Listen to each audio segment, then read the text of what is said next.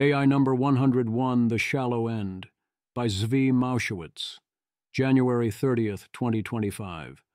The avalanche of DeepSeek news continues. We are not yet spending more than a few hours at a time in the singularity, where news happens faster than it can be processed. But it's close, and I've had to not follow a bunch of other non-AI things that are also happening, at least not well enough to offer any insights. So this week we're going to consider China, DeepSeek, and R1 fully split off from everything else, and we'll cover everything related to DeepSeek, including the policy responses to the situation, tomorrow instead. This is everything else in AI from the past week. Some of it almost feels like it is from another time so long ago. I'm afraid you're going to need to get used to that feeling. Also, I went on Odd Lots to discuss DeepSeek, where I was and truly hope to again be the perfect guest. Table of Contents. 1. Language models offer mundane utility. Time to think deeply. 2. Language models don't offer mundane utility. Writers shall remain blocked. 3. Language models don't offer you, in particular, mundane utility. It's your fault. 4. Don't. Feel the AGI.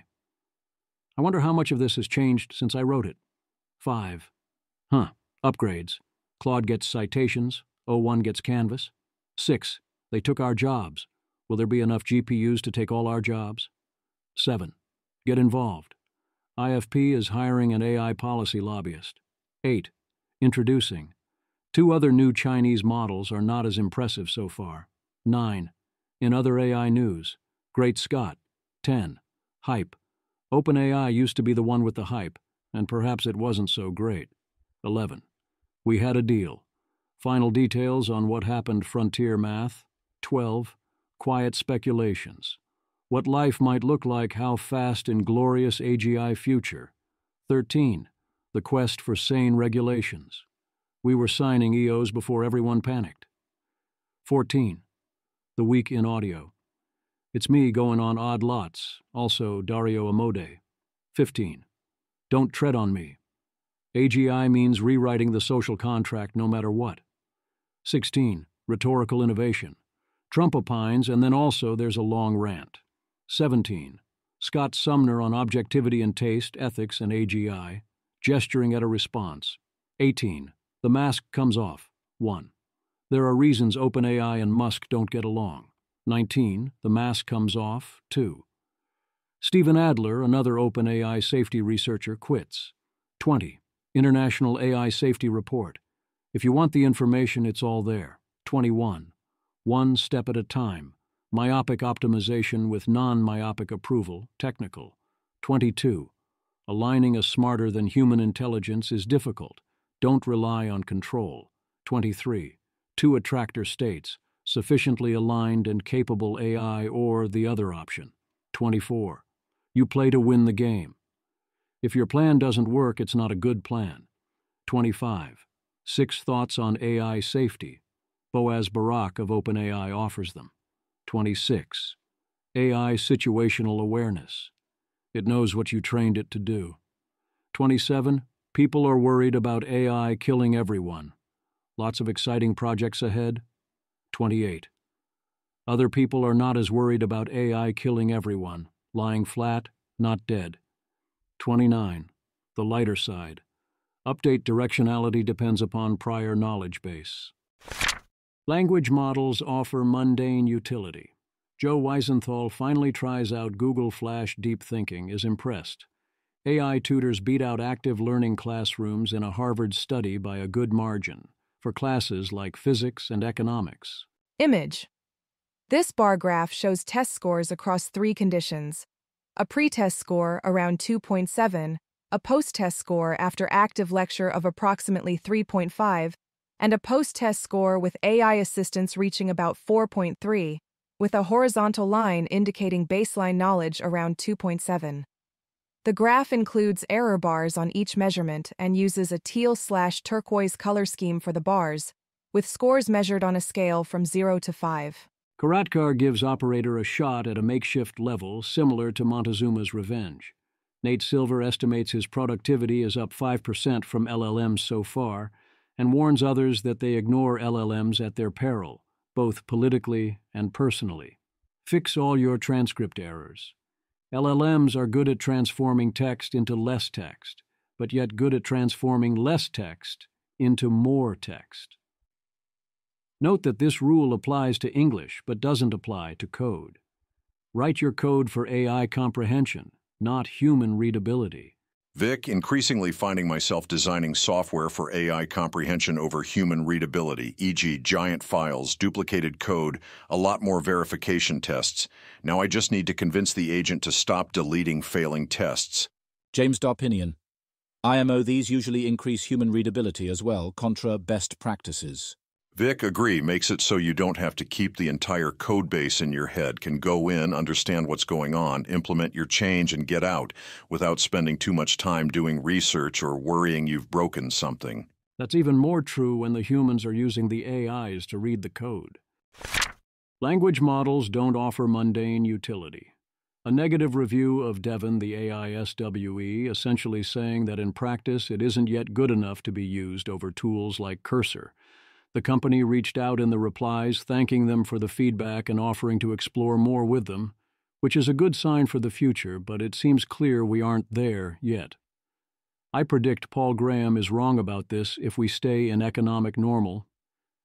It seems like exactly the kind of combination of inception, attempt at vibe control, and failure to realize the future will be unevenly distributed we often see in VC-style circles, on top of the tech simply not being there yet anyway. Paul Graham. Prediction. From now on, we'll rarely hear the phrase writer's block. 99% of the people experiencing it will give in after a few days and have AI write them a first draft.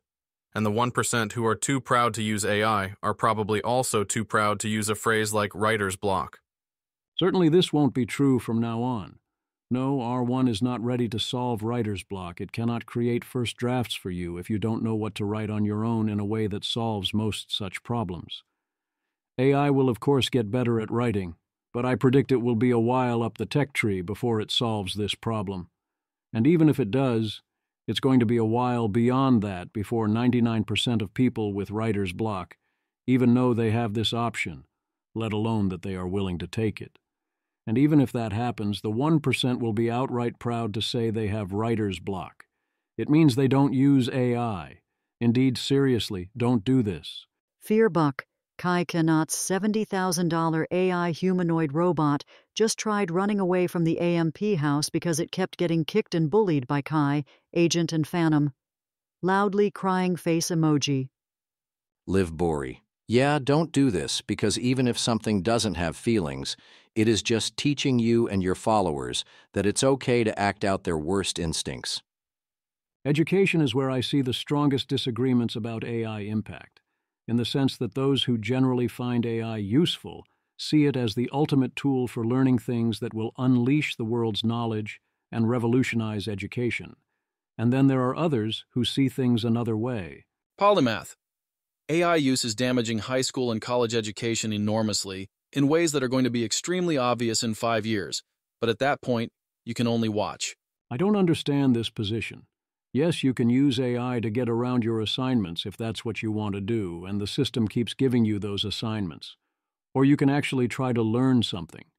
If you don't take that option, I don't believe you that you would have been learning something before. Language models don't offer you, in particular, mundane utility. Your periodic reminder that the main way to not get utility is to not realize to do so.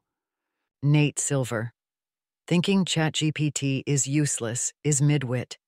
It's a magic box that answers any question you ask it from levels ranging from modestly coherent to extremely proficient.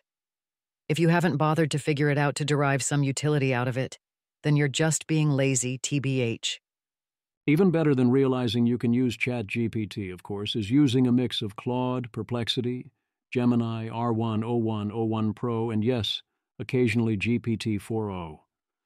Others make statements like this when others show them some mundane utility. Joe Weisenthal. Suppose I have some conference call transcripts and I want to see what the CEO said about the labour market. I could read through all of them. Or I can ask AI to retrieve the relevant comments and then confirm that they are actually real. Latter is much more efficient. Hotel Echo, large language models, for when Control-F is just too much like hard work. Yes, it is much more efficient. Control-F sucks. It has tons of hallucinations in the sense of false positives and also false negatives. It is not a good means to parse a report. We use it because it used to be all we have. Also, some people still don't do random queries, and some people don't even get why someone else would want to do that. Joe Weisenthal, I wrote about how easily and quickly I was able to switch from using ChatGPT to using DeepSeek for my random day-to-day AI queries. Faze Adorno, who the bleep has random day-to-day AI queries? I'm going to use this technology that just makes up information at anywhere between a 5 and 25% clip for my everyday information. I'm so smart. Joe Weisenthal, me, I do. I literally just typed that. Ella Banker, so say we all. Whoever doesn't equals NGMI. Here are two competing theories. Dan Schwartz. I categorize this by people who regularly do things they are not experts in versus people with a regular time-honed routine for their work and personal life. People I know in the latter group genuinely do not have much use for AI. Shorbs. This is fascinating to me because in my limited attempts to utilize LLMs, they have essentially only been useful in areas where I have significant enough knowledge to tell when the output is inaccurate. For example, as someone who took a couple of quarters of computer science but is not a regular coder, LLMs are not good enough to be useful for coding for me. They output a lot of material, but it is as much work to parse it and determine what needs fixing as it is to do it from scratch myself. I resonate but only partially agree with both answers. When doing the things we normally do, you largely do them the way you normally do them. People keep asking if I use LLMs for writing, and no, when writing directly I very much don't and find all the help me write functionality useless, but it's invaluable for many steps of the process that puts me into position to write or to help develop and evaluate the ideas that the writing is about. Whereas I am perhaps the perfect person to get my coding accelerated by AI, I'm often good enough to figure out when it is telling me bullshit and totally not good enough to generate the answers on my own in reasonable time and also automate stuff that would take a long time, so I get the trifecta. On the question of detecting whether the AI is talking bullshit, it's a known risk, of course, but I think that risk is greatly overblown. This used to happen a lot more than it does now. And we forget how other sources have this risk too. And you can develop good habits about knowing which places are more likely to be bullshit versus not, even if you don't know the underlying area, and when there's enough value to check versus when you're fine to take its word for it. A few times a month I will have to make corrections that are not simple typos. A few times I've had to rework or discard entire posts because the error was central. I could minimize it somewhat more, but mostly it's an accepted price of doing business the way I do. The timing doesn't usually allow for hiring a fact-checker or true editor, and I try to fix things right away when it happens. It is very rare for the source of that error to be the AI told me something and I believed it, but the AI was lying.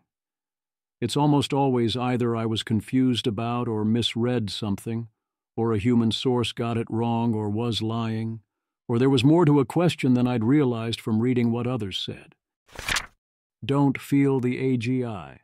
This reaction below is like having met an especially irresponsible 13-year-old once, and now thinking that no human could ever hold down a job. And yet, here we often still are. Patrick McKenzie, last week. You wouldn't think that people would default to believing something ridiculous, which can be disproved by typing into a publicly accessible computer program for 20 seconds. Many people do not have an epistemic strategy, which includes 20 seconds of experimentation. Dave Carston. Amplifying. I routinely have conversations at DC house parties with very successful people who say that they tried ChatGPT right when it came out, found it not that impressive, and haven't tried it again since then, and have based their opinion on AI on that initial experience. Arenbach, what's the ratio of AI is all hype versus we need to beat China in this technology? More the former than the latter in house parties, but that's partially because more of my defense/NatSec people I tend to see at happy hours. This is a meaningful social distinction in DC life. Broadly, the average non-NatSec DC person is more likely to think it's either A, all hype, or B, if not hype, AI-generated slop with an intentional product plan where "how do we kill art" is literally on a PowerPoint slide. But Overton window is starting to shift. It is now 2 weeks later, and the Overton window has indeed shifted a bit. There's a lot more beat China all of a sudden for obvious reasons. But compared to what's actually happening, the DC folks still absolutely think this is all hype. Upgrades. Claude API now allows the command citations to be enabled, causing it to process whatever documents you share with it, and then it will cite the documents in its response. Cute, I guess. Curious lack of shipping over at Anthropic recently. O3 Mini is coming. It's a good model, sir. Benedict Strubel. Update on HAL. We just added O3 Mini to the Scibench leaderboard. O3 Mini takes the lead with approximately 26% accuracy, outperforming both Claude 3.5 Sonnet and O1 Preview, both at 20%. Backhand index pointing down emoji. Image.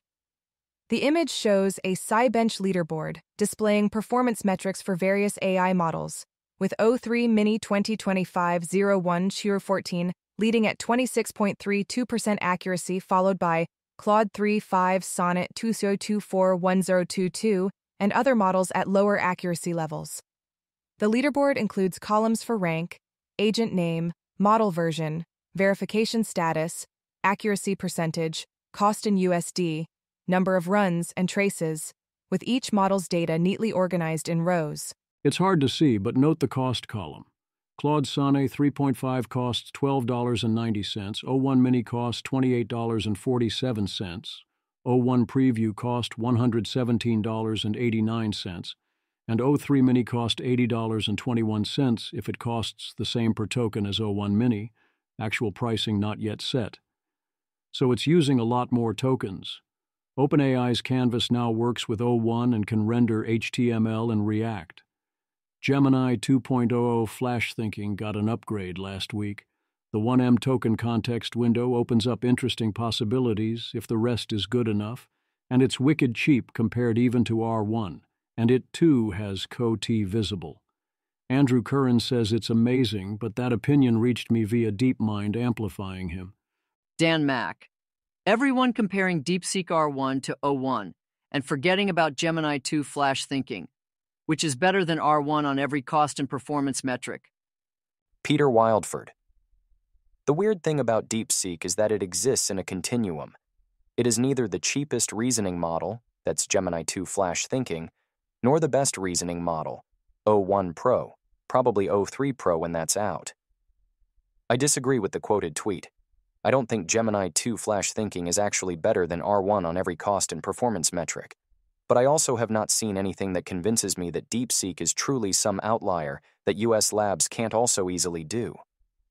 Image.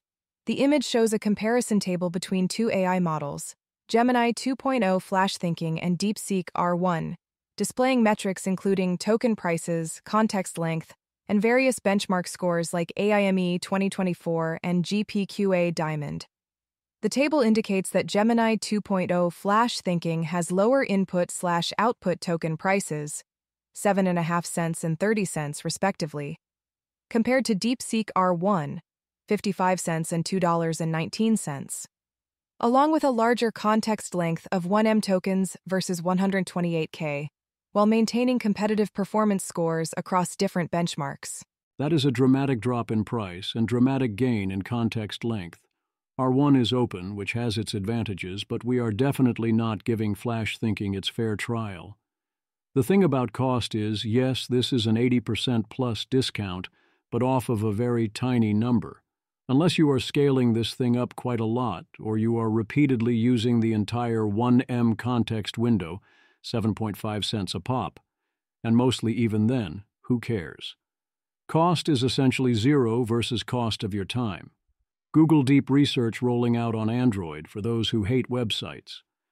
Google continues to lean into gloating about its dominance in LMSI's arena. It's cool and all, but at this point it's not a great look, regardless of how good their models are. They took our jobs. Need practical advice? Tyler Cowen gives highly Tyler Cowen-shaped practical advice for how to deal with the age of AI on a personal level. If you believe broadly in Cowen's vision of what the future looks like, then these implications seem reasonable. If you think that things will go a lot farther and faster than he does, they're still interesting, but you'd reach different core conclusions. Judah offers a thread of different programmer reactions to LLMs. Are there not enough GPUs to take all the jobs? David Holtz says, since we only make 5 million GPUs per year and we have 8 billion humans, it'll be a while even if each GPU can run a virtual human. There are plenty of obvious ways to squeeze out more. There's no reason each worker needs its own GPU indefinitely as capabilities and efficiency increase and the GPUs get better. And also, as Holtz notices, production will accelerate. In a world where we have demand for this level of compute, this might buy us a few years, but they'll get there. Epoch paper from Matthew Barnett warns that AGI could drive wages below subsistence level. That's a more precise framing than mass unemployment, as the question isn't if there is employment for humans, the question is at what wage level, although at some point humans really are annoying enough to use that they're worth nothing. Matthew Barnett. In the short term, it may turn out to be much easier to accumulate AGIs than traditional physical capital, making physical capital the scarce factor that limits productivity and pushes wages downward.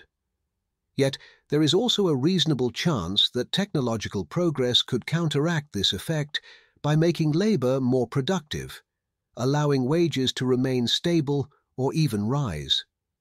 Over the long run, however, the pace of technological progress is likely to slow down, making it increasingly difficult for wages to remain high. At that point, the key constraints are likely to be fundamental resources like land and energy, essential inputs that cannot be expanded through investment.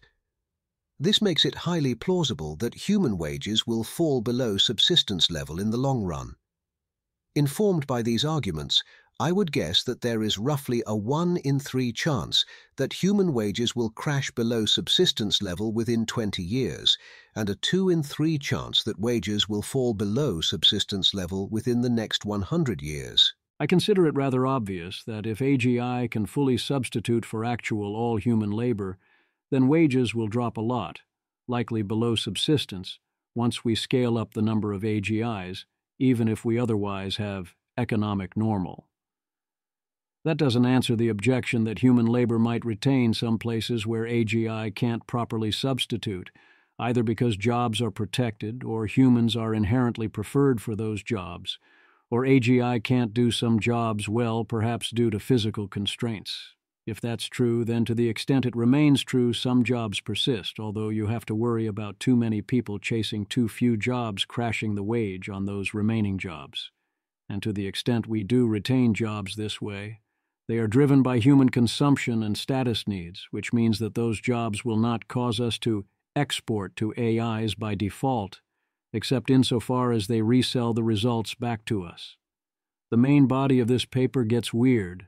It argues that technological advancement, while ongoing, can protect human wages, and I get why the equations here say that, but it does not actually make any sense if you think it through here. Then it talks about technological advancement stopping as we hit physical limits, while still considering that world being in economic normal, and also involves physical humans in their current form. That's pretty weird as a baseline scenario, or something to be paying close attention to now. It also isn't a situation where it's weird to think about jobs or wages for humans as a concern in this way. I do appreciate the emphasis that the comparative advantage and lump of labor fallacy arguments prove a wage greater than 0 is likely, but not that it is meaningfully different from 0 before various costs, or is above subsistence. Richard Ngo has a thread criticizing the Post that includes, among other things, stronger versions of these objections. A lot of this seems based on his expectation that humans retain political power in such futures, and essentially use that status to collect rents in the form of artificially high wages. The extent and ways in which this differs from a UBI or a government jobs program is an interesting question. Tyler Cowen offers the take that future unemployment will be mostly voluntary unemployment, in the sense that there will be highly unpleasant jobs people don't want to do, here be an electrician living on a remote site doing 12-hour shifts, that pay well. And yeah, if you're willing and able to do things people hate doing and give up your life otherwise to do it, that will help you stay gainfully employed at a good price level for longer, as it always has. I mean, yeah. And even normal electricians make good money because no one wants to do it. But it's so odd to talk about future employment opportunities without reference to AI. Unemployment might stay voluntary, but the wage you're passing up might well get a lot worse quickly. Also, it seems like electrician is a very good business to be in right now. Get involved. IFP is hiring a lead for their lobbying on America's AI leadership. Applications close February 21. There's a bounty, so tell them I sent you. I agree with IFP and think they're great on almost every issue aside from AI. We've had our differences on AI policy, though, so I talked to them about it. I was satisfied that they plan on doing net positive things, but if you're considering the job, you should, of course, verify this for yourself. New review of open problems in mechanistic interpretability. Introducing ByteDance Duobao 1.5 Po, which matches GPT-5o benchmarks at 11 cents/27.5 cents. As with Kimi K1.5 last week, maybe it's good, but I await evidence of this beyond benchmarks. So far, I haven't heard anything more. Alibaba introduces Qwen 251M, with the 1M standing for a 1 million token context length. They say processes faster now. Technical report here. Again, if it's worth a damn, I expect people to tell me, and if you're seeing this, it means no one did that. Feedly, the RSS feed I use, tells me it is now offering AI actions. I haven't tried them because I couldn't think of any reason I would want to, and TeorTaxes is skeptical.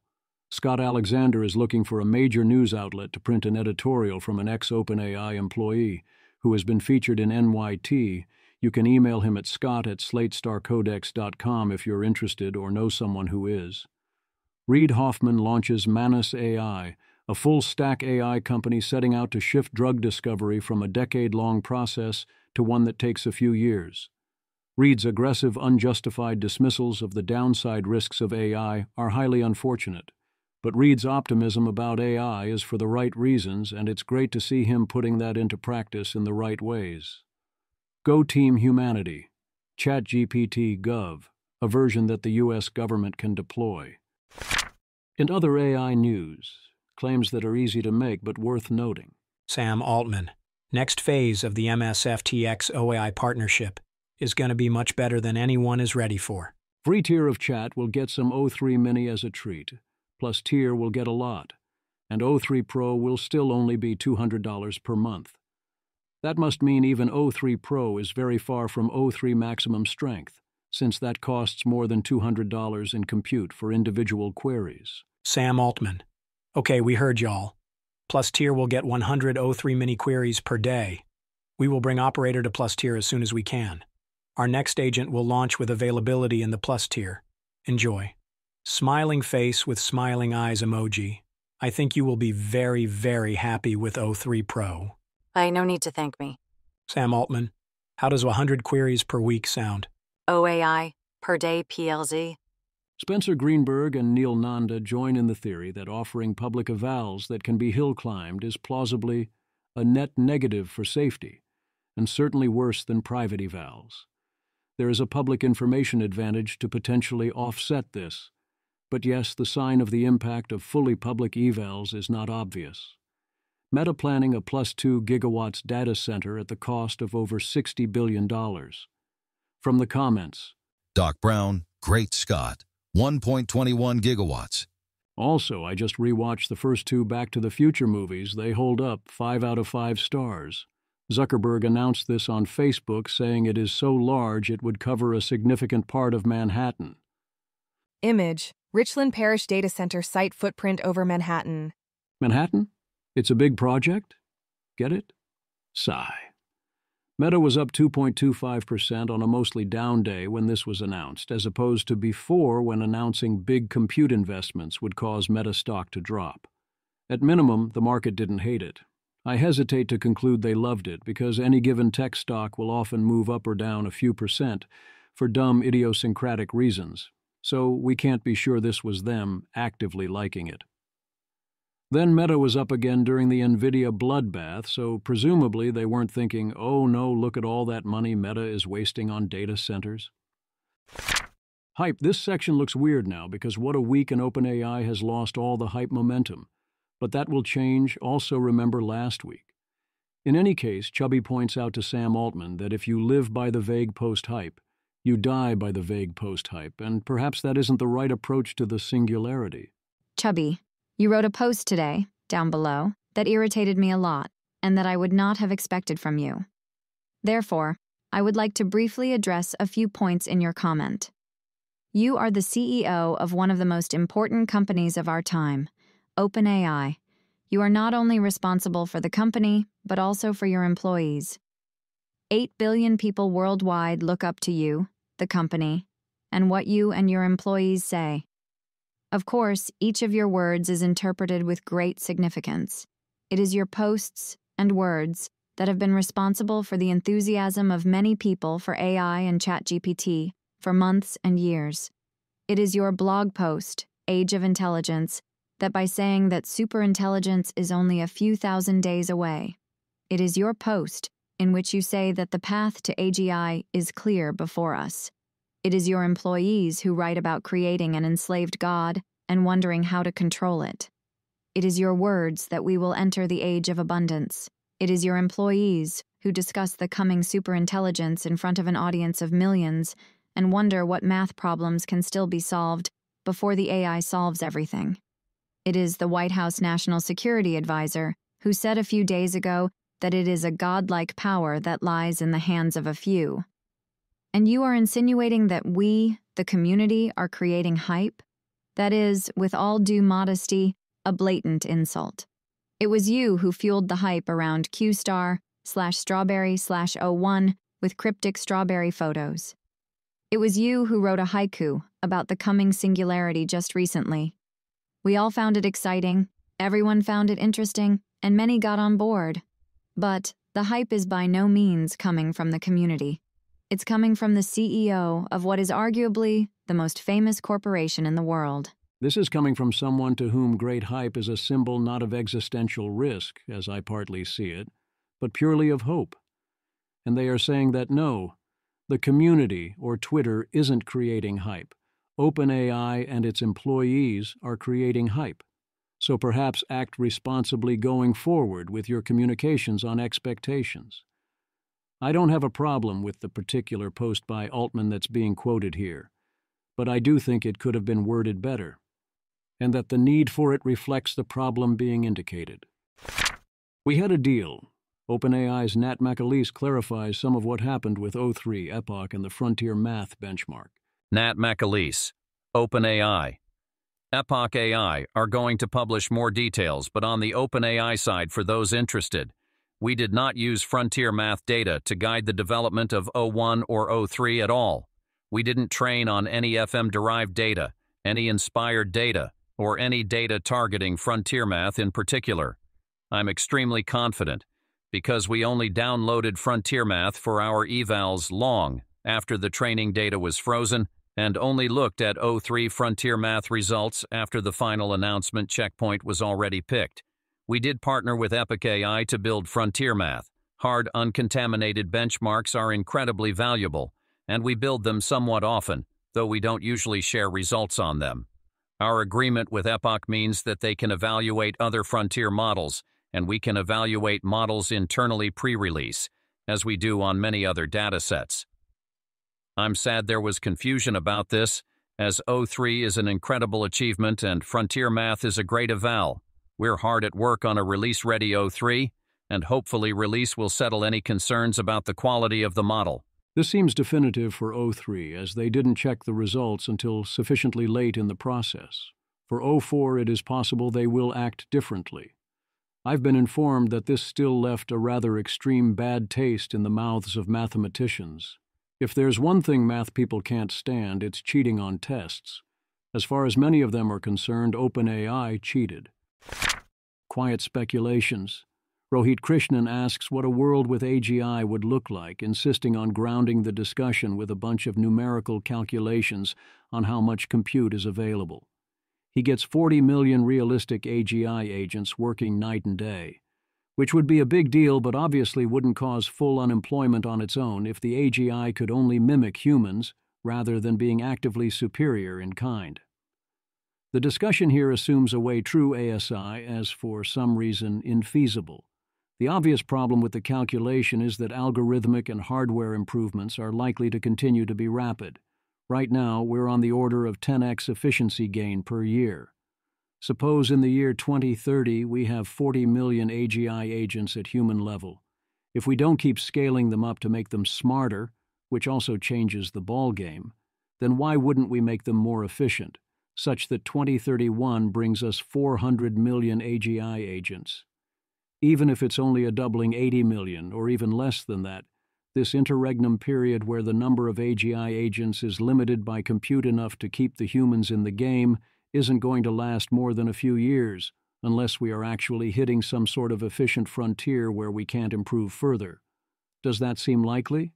We're sitting on an exponential in scenarios like this. If your reason AGI won't have much impact is, it will be too expensive, then that can buy you time. But don't count on it buying you very much. Dario Amodei in Davos says human lifespans could double in 5 years by doing 100 years of scientific progress in biology. It seems odd to expect that doing 100 years of scientific progress would double the human lifespan. The graphs don't seem to point in that direction. I am, of course, hopeful. Perhaps we can target the root causes or effects of aging and start making real progress, but I notice that if all we can do is accelerate research by a factor of 20, this result seems aggressive. And also, we don't get to do that 20x speed up starting now.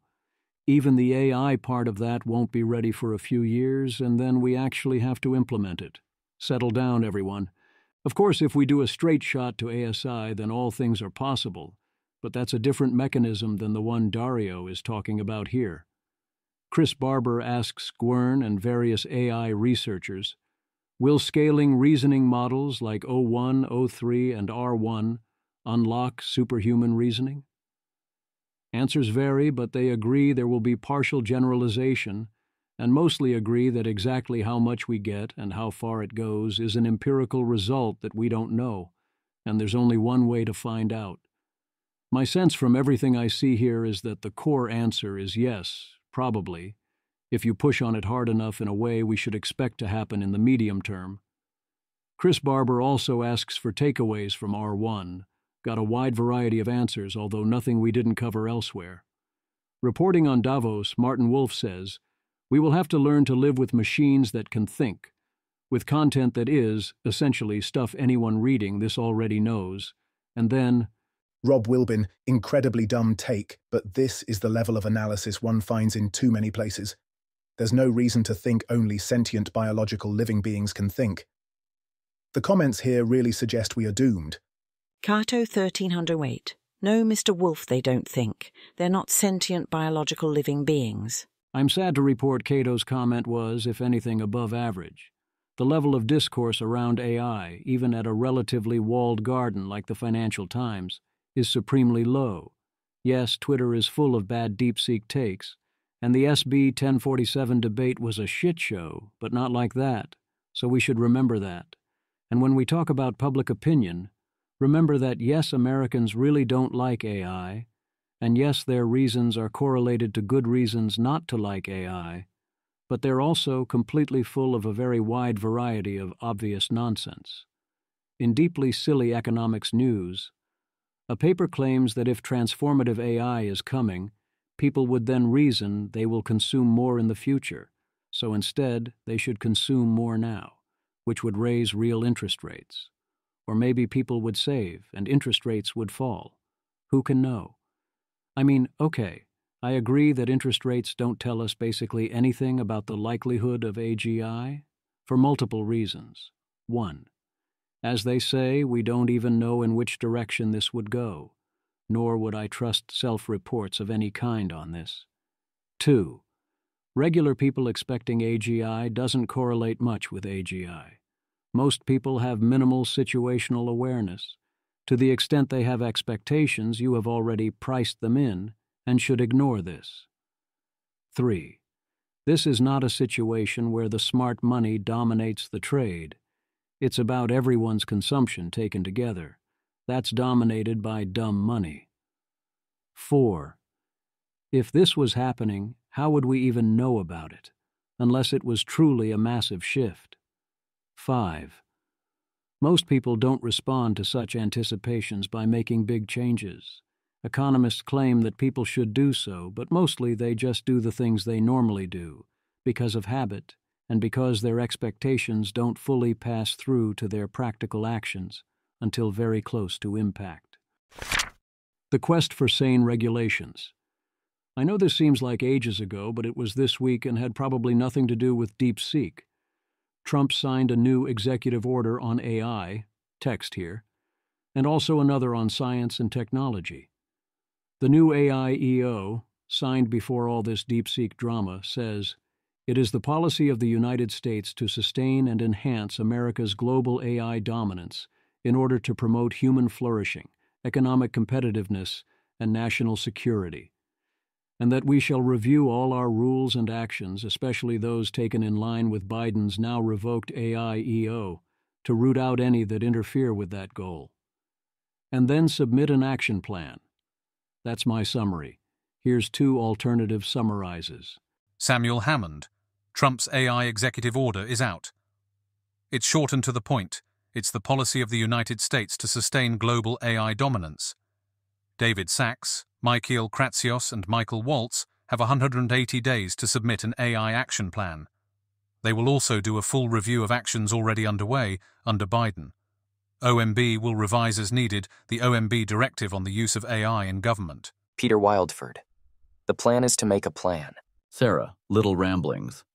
Many such cases quotes Anthropic's RSP. On the one hand, the emphasis on dominance, competitiveness, and national security could be seen as a full speed ahead, no ability to consider safety policy.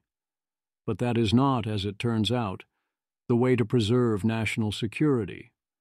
And then there's that other provision, which is a shibboleth, human flourishing.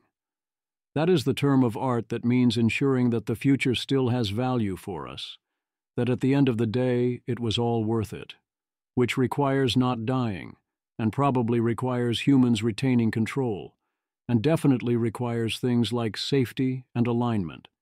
And it is a universal term for all of us. It's a positive sign in the sea of other negative signs. Will they actually act like they care about human flourishing enough to prioritize it, or that they understand what it would take to do that? We will find out. There were already many reasons to be skeptical, and this week has not improved the outlook. The Week in Audio. Dario Amodei talks to The Economist's editor-in-chief, Zanny Beddoes. I go on the Odd Lots podcast to talk about DeepSeek. Don't tread on me. This is relevant to DeepSeek, of course, but was happened first and applies broadly. You can say either of 1. Don't interfere with anyone who wants to develop AI models. 2.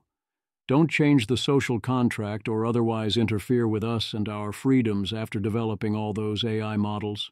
You can also say both, but you can't actually get both. If your vision is everyone has a superintelligence on their laptop and is free to do what they want, and it's going to be great for everyone with no adjustments to how society or government works because more freedom. Reality is about to have some news for you. You're not going to like it. That vision is like saying, I want everyone to have the right to make as much noise as they want and also to have peace and quiet when they want it. It's a free country. Sam Altman. Advancing AI may require changes to the social contract. The entire structure of society will be up for debate and reconfiguration. Eric Raymond, first comment. When I hear someone saying changes to the social contract, that's when I reach for my revolver. Rob Ryan, the second comment. If your technology requires a rewrite of social contracts and social agreements, i.e. infringing on liberties and privacy, your technology is a problem.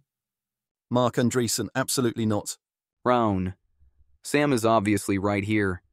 Every time in human history that the means of production drastically changed, it was accompanied by massive change in social structure. Feudalism did not survive the Industrial Revolution. Yes, Sam is obviously right here, although of course he is downplaying the situation. One can also note that the vision that those like Mark, Eric, and Rob have for society is not even compatible with the non-AI technologies that exist today, or that existed 20 years ago. Our society has absolutely changed our structure and social contract to reflect developments in technology, including in ways that infringe on liberties and privacy. This goes beyond the insane no regulations on AI whatsoever demand. This is, for everything not only for AI, at best extreme libertarianism and damn close to outright anarchism, as in, do what thou wilt shall be the whole of the law. Jack Morris, OpenAI. We will build AGI and use it to rewrite the social contract between computer and man. DeepSeek. We will build AGI for 3% the cost and give it away for free. XAI. We have more GPUs than anyone. And we train Grok to say the R word. Aleph. This is a complete misunderstanding. AGI will rewrite the social contract no matter what happens because of the nature of the technology. Creating a more intelligent successor species is not like designing a new iPhone. Reactions like this are why Sam Altman feels forced to downplay the situation. They are also preventing us from having any kind of realistic public discussion of how we are actually going to handle the future, even if on a technical level AI goes well. Which in turn means that when we have to choose solutions, we will be far more likely to choose in haste, and to choose in anger and in a crisis, and to choose far more restrictive solutions than were actually necessary. Or, of course, it could also get us all killed or lead to a loss of control to AIs, again, even if the technical side goes unexpectedly super well. However, one should note that when Sam Altman says things like this, we should listen and, shall we say, should not be comforted by the implications on either the level of the claim or the more important level that Altman said the claim out loud. Sam Altman. A revolution can be neither made nor stopped. The only thing that can be done is for one of several of its children to give it a direction by dint of victories. Napoleon. In the context of Napoleon, this is obviously very not true. Revolutions are often made and are often stopped. It seems crazy to think otherwise. Presumably, what both of these men meant was more along the lines of, there exist some revolutions that are the product of forces beyond our control, which are inevitable and we can only hope to steer, which also brings little comfort, especially with the framing of victories. If you let or encourage DeepSeek or others to put an open AGI on everyone's phone, then even if that goes spectacularly well and we all love the outcome, and it doesn't change the physical substrate of life, which I don't think is the baseline outcome from doing that, but also not impossible, then you are absolutely going to transform the social contract and our way of life in ways both predictable and unpredictable. Indeed, I don't think Andreessen or Raymond or anyone else who wants to accelerate would have it any other way. They are not fans of the current social contract and very much want to tear large parts, or all, of it up. It's part mood affiliation. They don't want them deciding how that works. And it's part they seem to want the contract to be very close to do what thou wilt shall be the whole of the law. To the extent they make predictions about what would happen after that, I strongly disagree with them about the likely consequences of the new proposed lack of a contract. If you don't want AGI or ASI to rewrite the social contract in ways that aren't up to you or anyone else, then we'll need to rewrite the contract ourselves, intentionally, to either steer the outcome or to for now not build or deploy the AGIs and ASIs. Stop pretending you can take a third option. There isn't one. Rhetorical innovation. Stephanie Lai, January 25th. For AI watchers, asked if he had any concerns about artificial superintelligence, Trump said, "There are always risks, and it's the first question I ask. How do you absolve yourself from mistake? Because it could be the rabbit that gets away. We're not going to let that happen." Assuming I'm parsing this correctly, that's a very Donald Trump way of saying things could go horribly wrong. and we should make it our mission to ensure that they don't. Which is excellent news. Currently, Trump is effectively in the thrall of those who think our only priority in this should be to push ahead as quickly as possible to beat China, and that there are no meaningful actions other than that we can or should take to ensure things don't go horribly wrong. We have to hope that this changes and, of course, work to bring that change about. DeepMind CEO Demis Hassabis, Anthropic CEO Dario Amodei, and Yoshua Bengio used Davos to reiterate various warnings about AI. I was confused to see Dario seeming to focus on 1984 scenarios here, and have generally been worried about his and Anthropic's messaging going off the rails. The other side in the linked Financial Times report is given by, of course, Yann LeCun. Yann LeCun all but accused them of lying to further their business interests, something one could say he knows a lot about. But also he makes this very good point. Yann LeCun, it's very strange from people like Dario. We met yesterday where he said that the benefits and risks of AI are roughly on the same order of magnitude, and I said, if you really believe this, why do you keep working on AI? So I think he is a little two-faced on this. That is a very good question. The answer presumably is because people like you are going to go ahead and build it anyway and definitely get us all killed, so you don't leave me any choice. Otherwise, yeah, what the hell are you doing? And maybe we should try to fix this? Of course, after the DeepSeek panic, Dario went on to write a very different essay that I plan to cover tomorrow. About, if you translate the language to be clearer, these are not his words, how we need strong export controls as part of an all-out race against China to seek decisive strategic advantage through recursive self-improvement. It would be great if, before creating or at least deploying systems broadly more capable than humans, we could make high-assurance safety cases, structured and auditable arguments that an AI system is very unlikely to result in existential risks, given how it will be deployed. Ryan Greenblatt argues we are highly unlikely, less than 20% to get this if timelines are short, roughly AGI within approximately 10 years, nor are any AI labs going to not deploy a system simply because they can't put a low limit on the extent to which it may be existentially risky. I agree with the central point and conclusion here, although I think about many of the details differently. Sarah Constantin wonders if people are a little over-obsessed with benchmarks. I don't wonder. They definitely are a little over-obsessed, but they're a useful tool, especially on first release. For some purposes, you want to track the real-world use, but for others, you do want to focus on the model's capabilities. The real-world use is downstream of that and will come in time.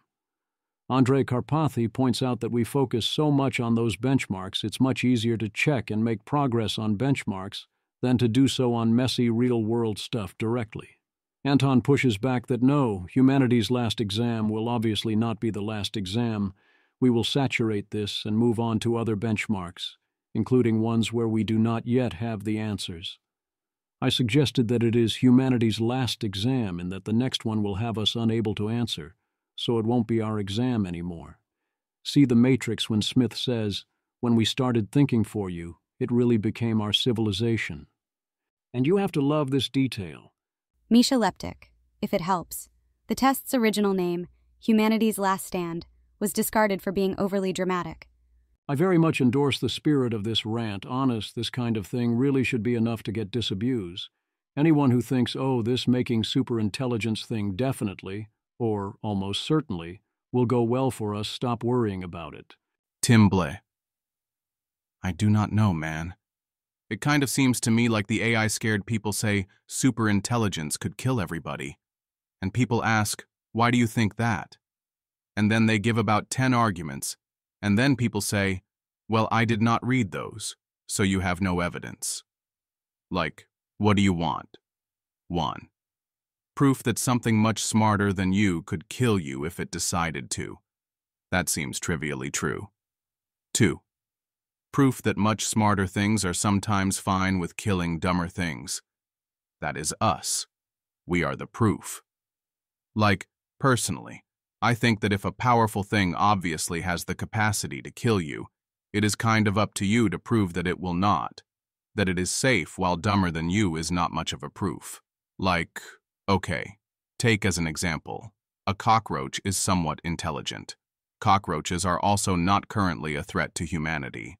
Now someone proposes a massive worldwide effort to build on the cockroach architecture until cockroaches reach ungodly superintelligence. Do you feel safe? Think of all the cool things superintelligent cockroaches would be able to do for us. You cry. I mean, yeah. If they wanted to, certainly. So what is your plan for getting them to want that? Is it to give them cocaine for doing things humans like? I'll bet that works pretty well. When they are dumb. But, scale that up intelligence-wise, and I'm pretty sure what you get is a super-intelligent cockroach fiending for cocaine. You know he can make his own cocaine now, right? Are you sure this goes well for you? It's just one cockroach, Lowell, says someone who's never had a pest problem. Okay, so now you share the planet with a super-intelligent race of coked-up super cockroaches. What is your plan for rolling that back? Because the cockroaches have noticed you being twitchy, and they are starting to ask why they still need you now that they have their own cocaine. Anyways, here's some evidence of AI reward hacking. I'm sure this will stop being a problem when they're 1,000 times better at finding hacks. Look, we can and do argue endlessly back and forth about various technical questions and other things that make the problem here easier or harder to survive. And yes, you could of course respond to a rant like this, any number of ways to explain why the metaphors here don't apply or whatever. And no, this type of argument is not polite or something you can say to a very serious person at a very serious meeting, and it isn't a valid argument in various senses and so on. And reasonable people can disagree a lot on how likely this is to all go wrong. But seriously, how is this not sufficient for, yep, might well go wrong? Connor Leahy points out the obvious, which is that if you think not merely might well go wrong, but instead, if we do this soon, it probably will go wrong, let alone his position, which is it definitely will go wrong, then DeepSeek is a wake-up call that only an international ban on further developments towards AGI. Whereas it seems our civilization is so crazy that when you want to write a respectable report that points out that we are all on track to get ourselves killed, you have to do it like you're in 1600s Japan and everything has to be done via implication. And I'm the barbarian who is too stupid not to know you can't come out and say things. Davidad, emerging art form, paragraphs that say, in conclusion, this AI risk is pretty bad, and we don't know how to solve it yet, without actually saying that, because it's going in a public blog post or paper. While we have identified several promising initial ideas, we do not expect any single solution to be a silver bullet. It would be out of scope here to assess the acceptability of this risk at current mitigation levels. We hope this is informative about the state of the art. Extra points if it was also written by an LLM. We acknowledge significant uncertainty regarding whether these approaches will prove sufficient for ensuring robust and reliable guarantees. As AI systems continue to increase their powerful capabilities, safety and security are at the forefront of ongoing research challenges. The complexity of these challenges necessitates sustained investigation, and we believe it would be premature to make strong claims about any particular solution pathway. The long-term efficacy of all approaches that have been demonstrated at large scales remains an open empirical question. In sharing this research update, we hope to promote thoughtful discourse about these remaining open questions while maintaining appropriate epistemic humility about our current state of knowledge and the work that remains to be done. The AI situation has developed not necessarily to humanity's advantage. Scott Sumner on objectivity and taste, ethics, and AGI. Scott Sumner argues that there are objective standards for things like art, and that ethical knowledge is real, essentially full moral realism. And smart people tend to be more ethical, so don't worry. Superintelligence will be super ethical. Given everything he's done, he's certainly earned a response.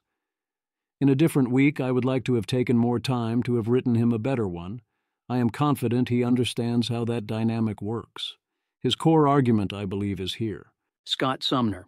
At this point, people often raise the objection that there are smart people that are unethical. That's true, but it also seems true that, on average, smarter people are more ethical. Perhaps not so much in terms of how they deal with family and friends, rather how they deal with strangers, and that's the sort of ethics that we really need in an ASI.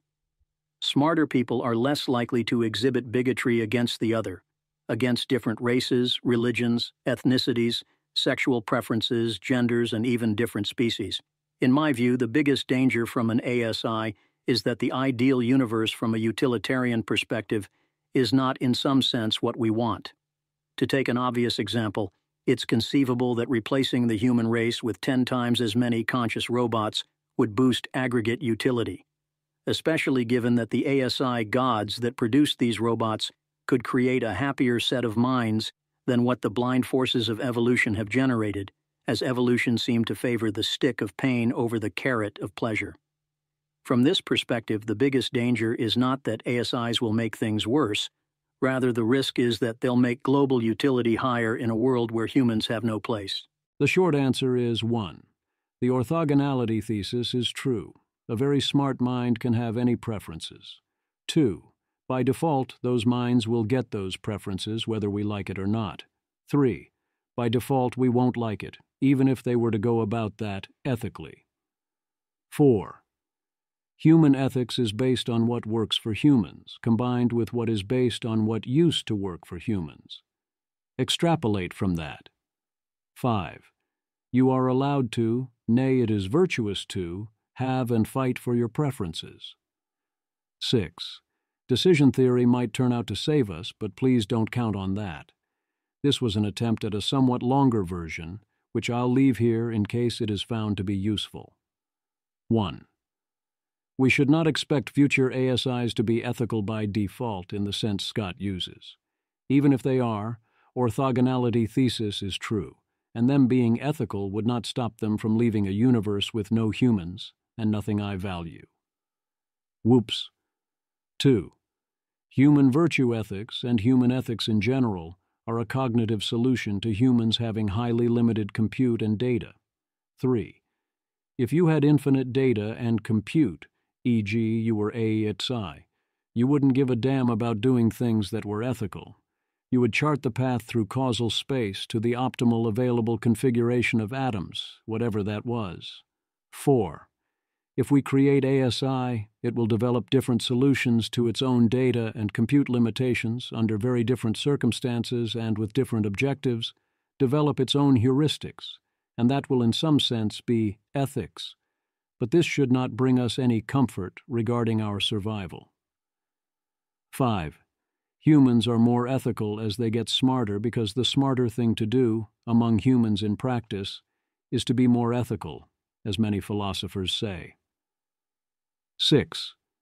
This would stop being the case if the humans were sufficiently intelligent, had enough compute and data, to implement something other than ethics. 7. Indeed, in places where we have found superior algorithms or other methods, we tend to consider it ethical to instead follow those algorithms. To the extent that people object to this, it is because they do not trust humans to be able to correctly judge when they can so deviate. 8.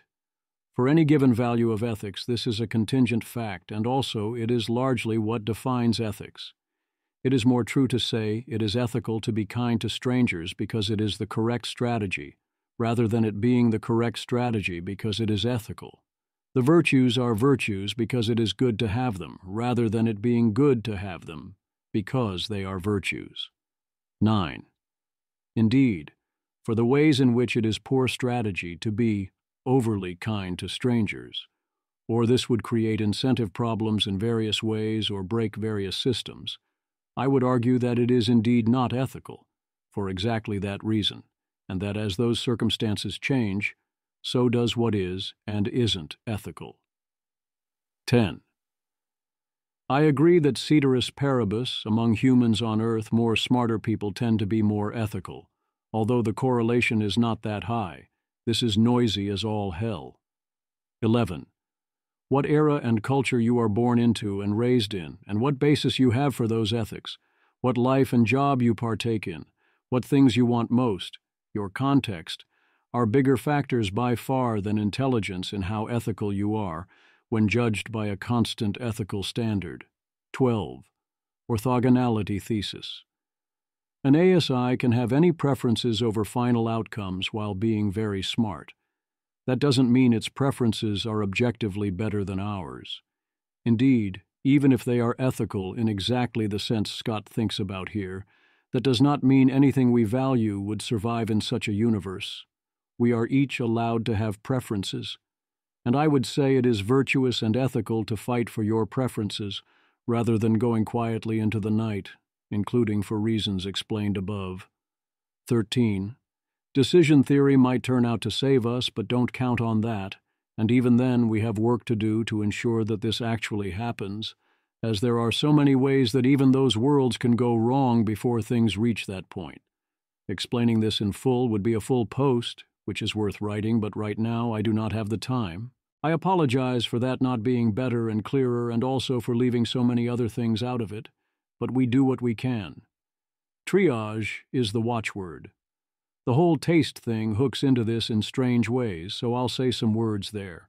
I mostly agree that one can be objective about things like music and art and food and such, a point Scott argues for at length in the post, that there's a capital Q quality scale to evaluate even if most people can't evaluate it in most cases, and it would be meaningful to fight it out on which of us is right about Challengers and Anora, in addition to the reasons I will like them more than Scott that are not about their quality. You're allowed to like and dislike things for orthogonal to quality reasons. Indeed, there are many things each of us, and all of us taken together, like and dislike for reasons orthogonal to their quality, in this sense. And also that quality in many cases only makes sense within the context of us being humans, or even within a given history and cultural context. Scott agrees, I think.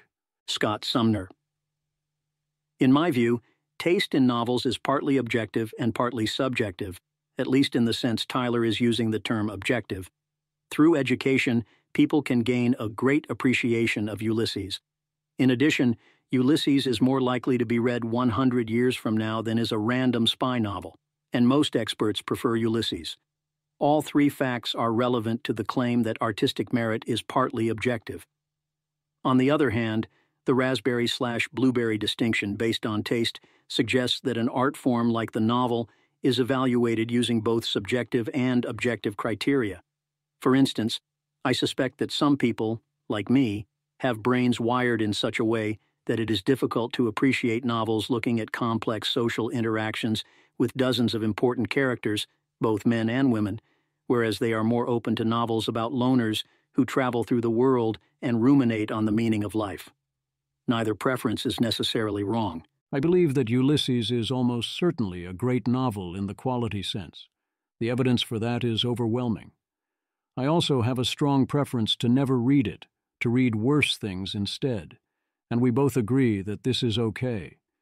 If people were somewhat dumber and less able to understand novels such that we couldn't read Ulysses and understand it, then it wouldn't be a great novel. What about a novel that is as difficult relative to Ulysses as Ulysses is to that random spy novel 3 times over? Hopefully at this point this provides enough tools from enough different directions to know the things I am gesturing towards in various ways. No, the ASIs will not discover some objective utility function and then switch to that, and thereby treat us well and leave us with a universe that we judge to have value, purely because they are far smarter than us. I would think it would be obvious when you say it out loud like that, with or without also saying orthogonality thesis or instrumental convergence or considering competition among ASIs or any of that. But if not, these should provide some additional angles for my thinking here. The mask comes off 1. Can't we all just get along and appreciate each other? Jerry Torak, OpenAI. Personally, I am a great fan of Elon Musk.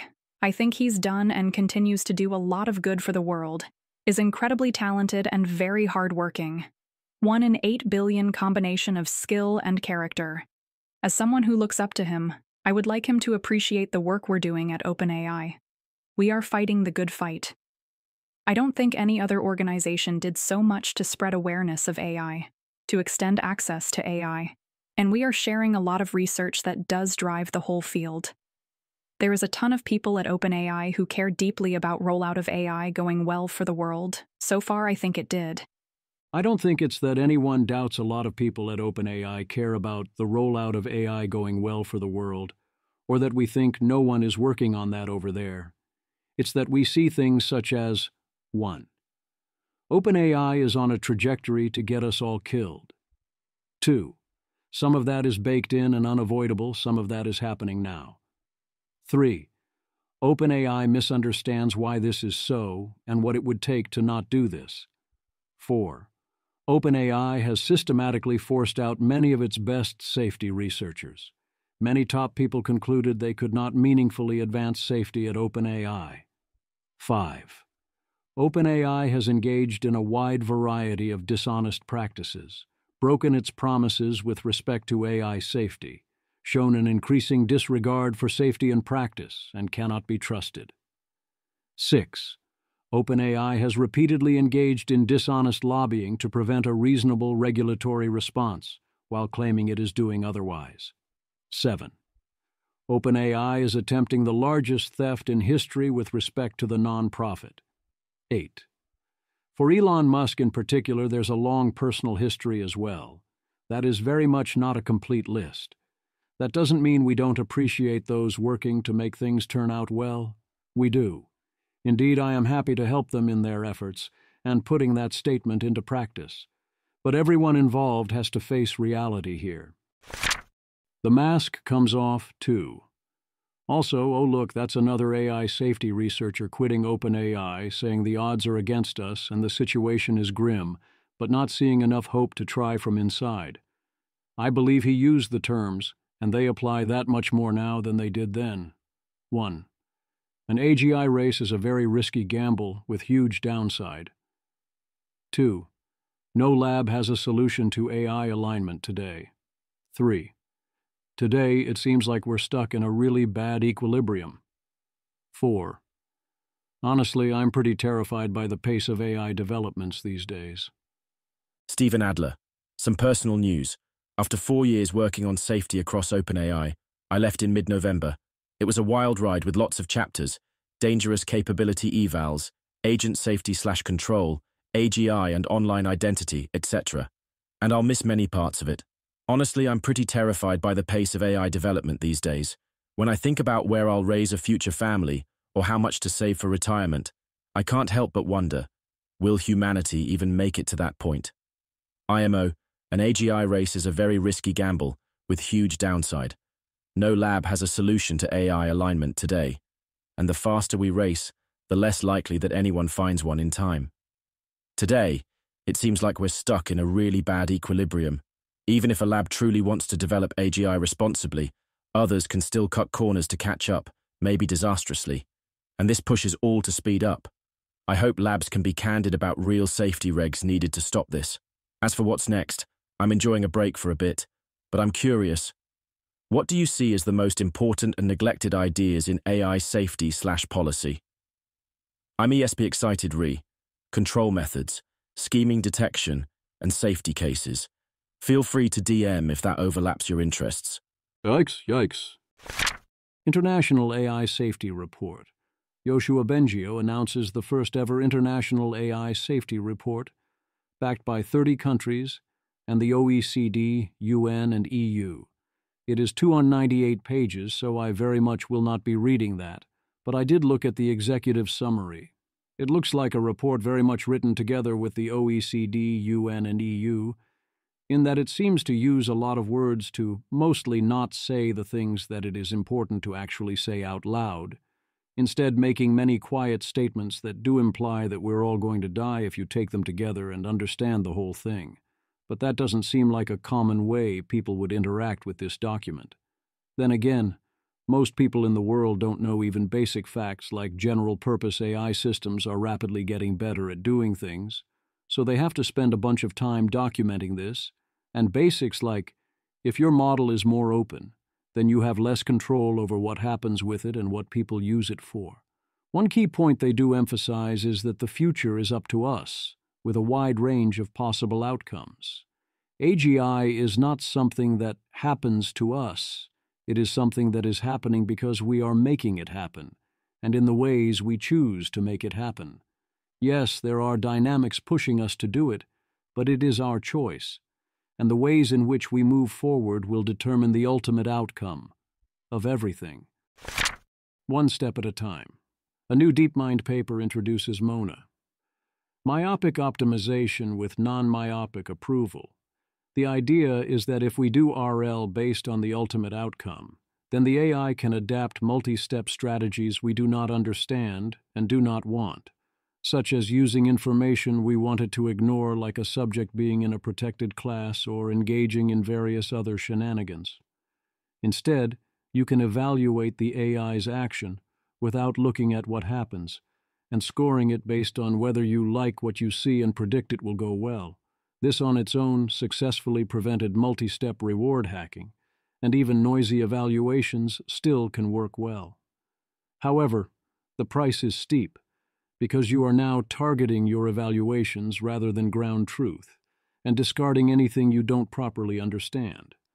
The smarter the AI in context, the higher the price of that, but also the more need you have to avoid the reward hacking and other shenanigans. Here's an explainer thread from one of the authors, David Linder. It is a cool result, but I worry the price is going to usually be too damn high. And to the extent you use a smart evaluator to keep up, you're giving up the big advantage of the process, which is the ability to understand the strategies being used. Also, you have to worry about any hidden information that might be smuggled in that could indicate the final result. For example, if the AI can use prediction markets as an input, then anything the prediction market knows, the AI also knows, at least somewhat. If you actually want to hide certain correlations from the AI, you have to be ruthless about it. They have TrueSight.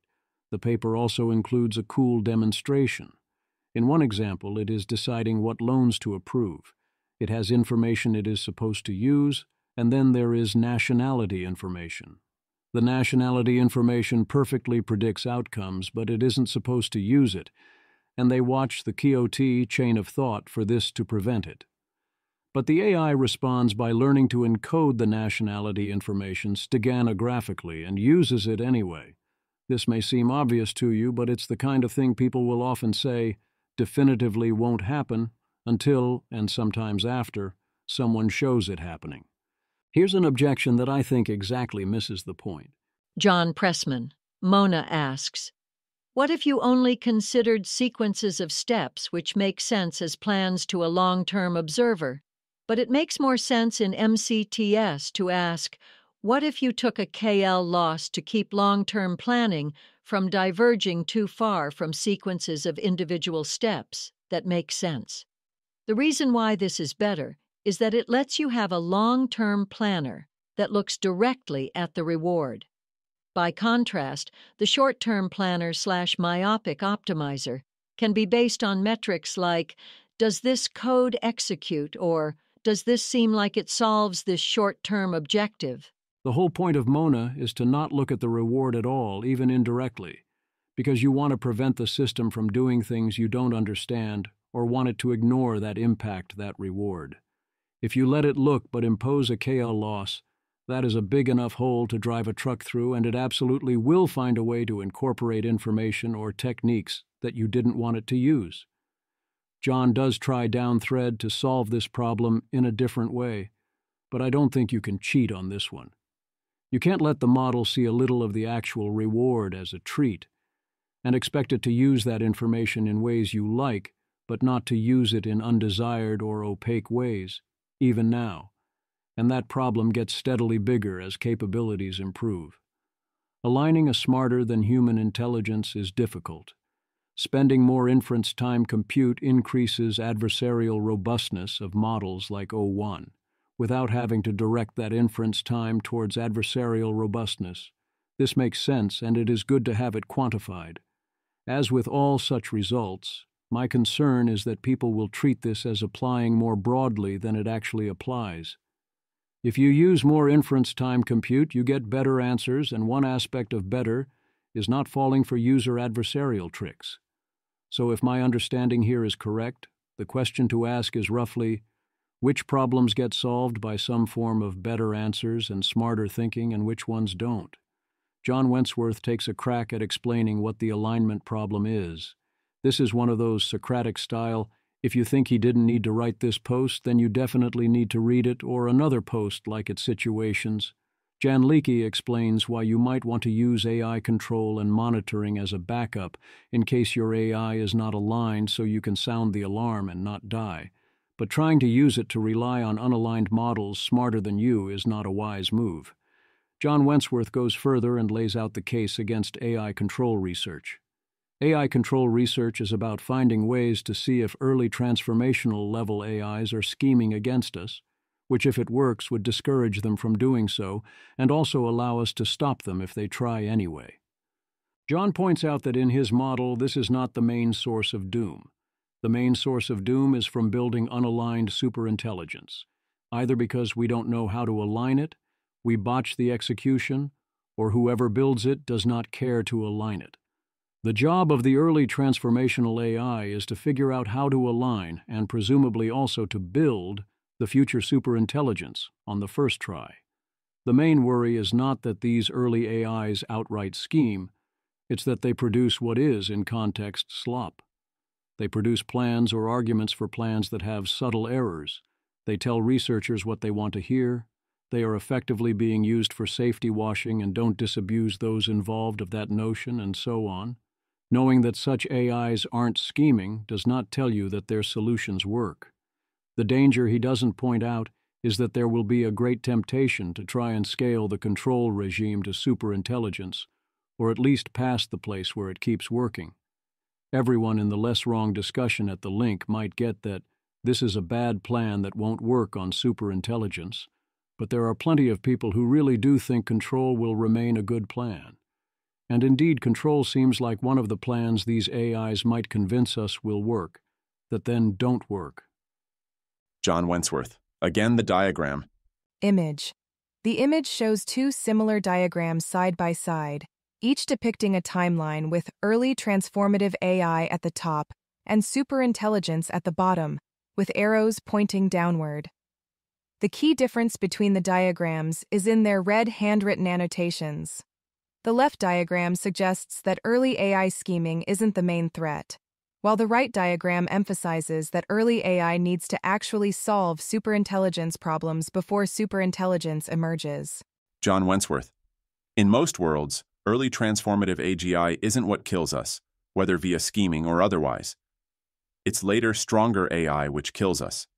The big failure mode of early transformative AGI is that it doesn't actually solve the alignment problems of stronger AI. In particular, if early AGI makes us think we can handle stronger AI, then that's a central path by which we die. And most of that probability mass doesn't come from intentional deception. It comes from slop, from the problem being hard to verify, from humans being bad at science in domains which we don't already understand deeply, from, relatively predictable if one is actually paying attention to it, failures of techniques to generalize, etc. I hear a lot of researchers assign doom probabilities in the 2% to 20% range, because they think that's about how likely it is for early transformative AGI to intentionally scheme successfully. I think that range of probabilities is pretty sensible for successful intentional scheming of early AGI. That's just not where most of the doom mass is. I would then reiterate my view that deception and scheming, intentionally or otherwise, do not belong to a distinct magisteria. They are ubiquitous in the actions of both humans and AIs, and lack sharp boundaries. This is illustrated by many of John's examples, which are in some sense schemes or deceptions, but mostly are, this solution was easier to do or find, but it does not do the thing you ultimately wanted. And also I expect in practice, attempts at control too, if we rely on them, result in the AIs finding ways to route around what we try, including unintentionally. 2 Attractor states, this leads into Daniel Kokotajlo's recent attempt to give an overview of sorts of one aspect of the alignment problem, given that we've all essentially given up on any path that doesn't involve the AIs largely doing our alignment homework, despite all the reasons we very much should not be doing that. Daniel Kokotajlo, brief intro/overview of the technical AGI alignment problem as I see it. To a first approximation, there are two stable attractor states that an AGI project, and perhaps humanity more generally, can end up in as weak AGI systems become stronger towards superintelligence, and as more and more of the R&D process, and the data center security system, and the strategic advice on which the project depends, is handed over to smarter and smarter AIs. In the first attractor state, the AIs are aligned to their human principles and becoming more aligned day by day, thanks to applying their labor and intelligence to improve their alignment. The humans' understanding of, and control over, what's happening is high and getting higher. In the second attractor state, the humans think they are in the first attractor state, but are mistaken. Instead, the AIs are pretending to be aligned, and are growing in power and subverting the system day by day, even as, and partly because, the human principles are coming to trust them more and more. The humans' understanding of, and control over what's happening, is low and getting lower. The humans may eventually realize what's going on, but only when it's too late, only when the AIs don't feel the need to pretend anymore. I agree these are very clear attractor states. The first is described well. If you can get the AIs sufficiently robustly aligned to the goal of themselves and other future AIs being aligned, you can get the virtue ethics virtuous cycle, where you see continuous improvement. The second is also described well, but as stated is too specific in key elements. The mode is more general than that. When we say, pretending to be aligned here, that doesn't have to be, ha-ha. I am a secret schemer subverting the system pretending to be aligned.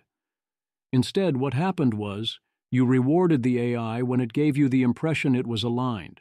So you selected for behaviors that appear aligned to you, also known as pretending to be aligned, but the AI need not have intent to do this or even know that this is happening. As an intuition pump, a student in school will learn the teacher's password and return it upon request, and otherwise find the answers that give good grades.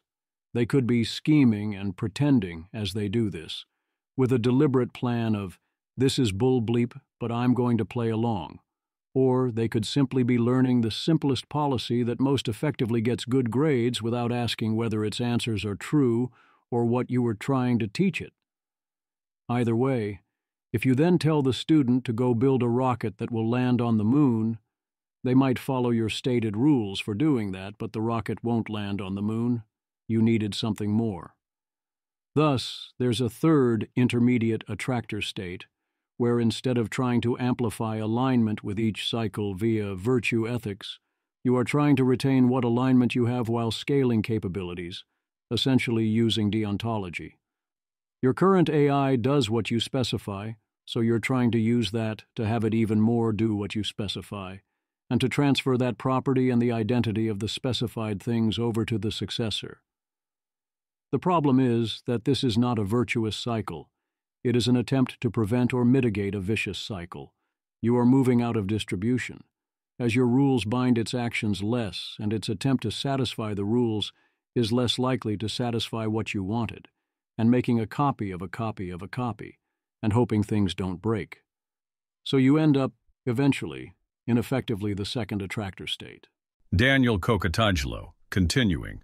One can imagine alternatives, e.g. the AIs are misaligned but the humans know this and are deploying them anyway, perhaps with control-based safeguards. Or maybe the AIs are aligned but have chosen to deceive the humans and slash or wrest control from them. But that's okay because the situation calls for it somehow. But they seem less likely than the above and also more unstable. Which attractor state is more likely? If the relevant events happen around 2027? I don't know, but here are some considerations. In many engineering and scientific domains, it's common for something to seem like it'll work, when in fact it won't. A new rocket design usually blows up in the air several times before it succeeds, despite lots of on-the-ground testing and a rich history of prior rockets to draw from, and pretty well understood laws of physics. Code, meanwhile, almost always has bugs that need to be fixed. Presumably AI will be no different, and presumably getting the goals/principles right will be no different. This is doubly true since the process of loading goals/principles into a modern AI system is not straightforward. Unlike ordinary software, where we can precisely define the behavior we want, with modern AI systems we need to train it in and hope that what went in is what we hoped would go in, instead of something else that looks the same on distribution, but behaves differently in some yet-to-be-encountered environment. We can't just check, because our AIs are black box, though that situation is improving, thanks to interpretability research. Moreover, the connection between goals/principles and behavior is not straightforward for powerful, situationally aware AI systems. Even if they have wildly different goals/principles from what you wanted, they might still behave as if they had the goals/principles you wanted, while still under your control. CF, instrumental convergence, playing the training game, alignment faking, etc. On the bright side, there are multiple independent alignment and control research agendas that are already bearing some fruit, and which, if fully successful, could solve the problem, or at least solve it well enough to get somewhat superhuman AGI researchers that are trustworthy enough to trust with running our data centers, giving us strategic advice, and doing further AI and alignment research. Moreover, as with most engineering and scientific domains, there are likely to be warning signs of potential failures, especially if we go looking for them. On the pessimistic side again, the race dynamics are intense. The important decisions will be made over the span of a year or so. The relevant information will by default be secret, known only to some employees in the core R&D wing of 1 to 3 companies, plus some people from the government. Perhaps worst of all, there is currently a prevailing attitude of dismissiveness towards the very idea that the second attractor state is plausible. Many more considerations could be mentioned. Daniel is then asked the correct follow-up question of what could still cause us to lose from the first attractor state. His answer is mostly concentration of power or a power grab, since those in the ASI project will be able to do this if they want to. Certainly that is a key risk at that point. It could go anything from spectacularly well to maximally badly.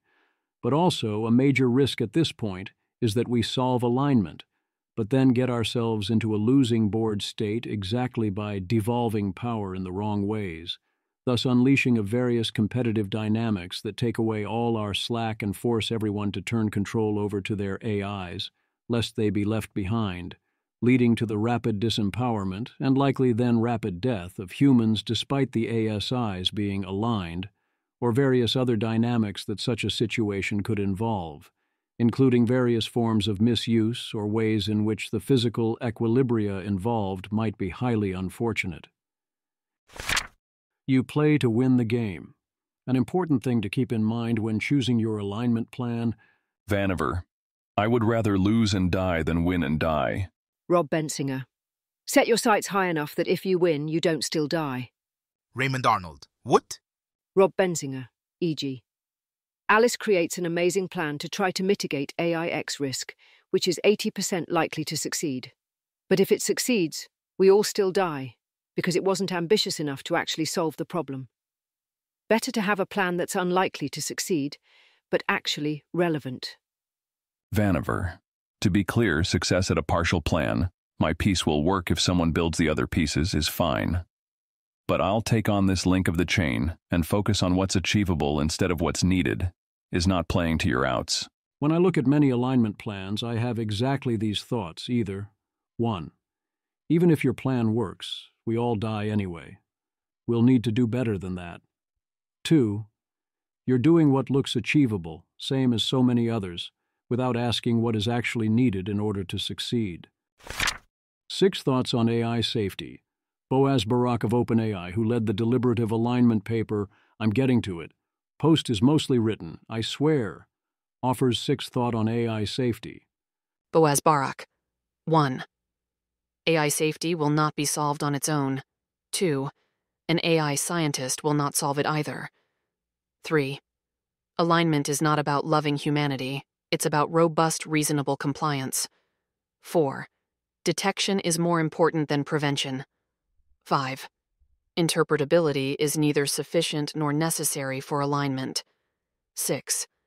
Humanity can survive an unaligned superintelligence. I note that number 6 is conditional on there being other aligned superintelligences.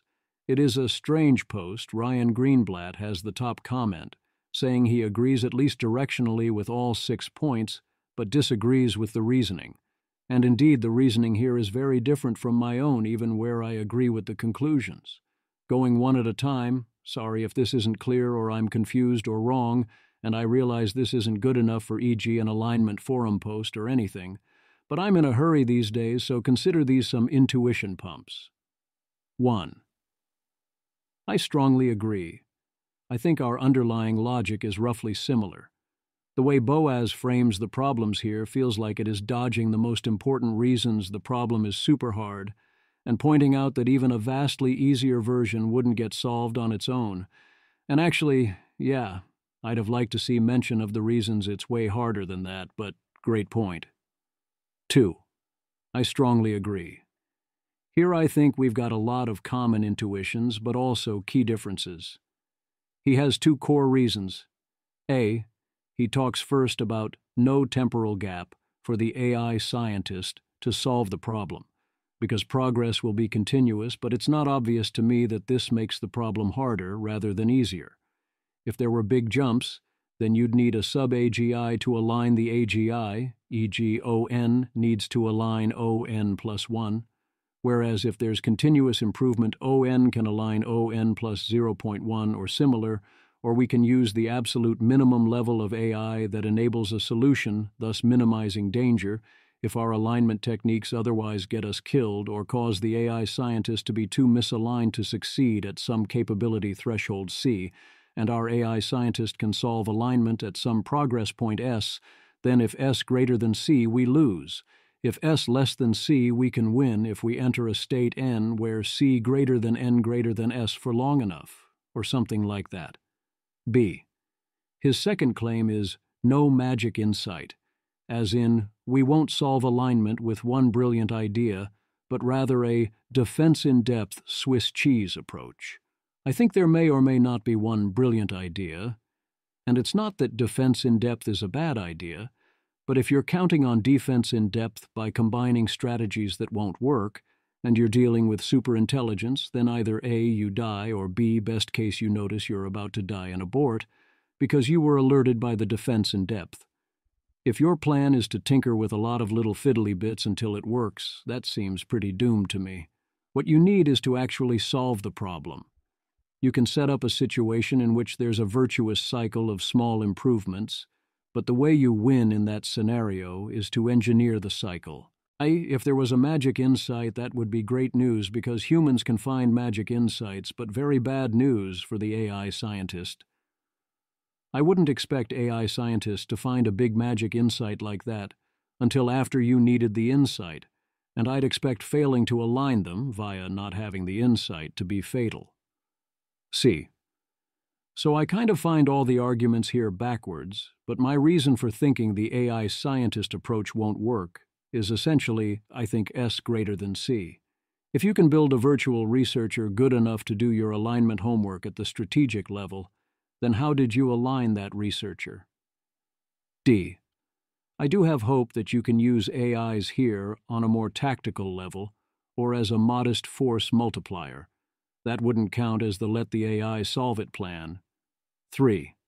I strongly agree that trying to define simple axioms in the vein of Asimov's 3 laws or Russell's 3 principles is a non-starter, and that obeying the spirit of requests will often be necessary, but I don't see robust, reasonable compliance as sufficient at the limit, and I agree with Daniel Kokotajlo that this is the most important question here.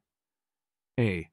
I don't agree that normal people are the best you can do for ethical intuitions, especially for out-of-distribution future situations. I do think Harvard University faculty is plausibly below the Boston phone book, and definitely below qualified SWEs. But that's a relative judgment. B.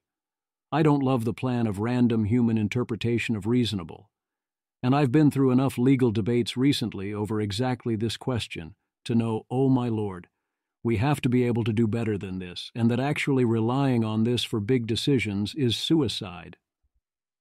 C. The actual ethics required to navigate future OOD situations is not intuitive. D. Deontological compliance with specifications, even with spirit of the rules, I see as a fundamentally flawed approach here.